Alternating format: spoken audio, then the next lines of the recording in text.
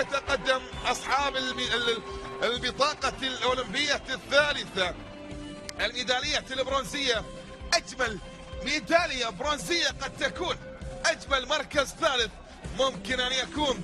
نجوم المنتخب العراقي بدءا من حارس المرمى فهد طالب وصولا إلى سعود ناطق، القائد أيضا بعد ذلك مصطفى ناظم، حمزة عدنان، علي فايز، مهند عبد الرحيم الذي عاد بالعراق في مباراة اليوم، البديل الآخر الناجح أيضا أيمن حسين الذي سجل هدف الانتصار وطار بالعراق إلى البرازيل، إلى مهدي كرة القدم، إلى يعني حيث المتعة الكبيرة في عالم كرة القدم، حيث الكرة الحقيقية للعراق تتواجد ولها الحق.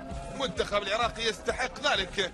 بقية النجوم أيضا هنا نشاهد لاعب المنتخب العراقي أمجد عطوان، الأسماء الأخرى علي حسني، همام طارق، صفاء جبار، بالإضافة إلى علاء مهوي، هي الأسماء التي ظهرت أساسية. حتى البدلاء ما ننسى أيضا كل الأسماء، أمجد وليد ومهدي كامل، مصطفى سعدون، بشار ريزان، بالإضافة إلى مازن فياض، محمد معن، البديل الذي نزل في شوط المباراة الثاني، الحارس الاحتياطي كرار إبراهيم، علي قاسم، باسم حسون، بالإضافة إلى أحمد محمد حسين، والغائب اليوم سيف سلمان عن هذه المواجهة.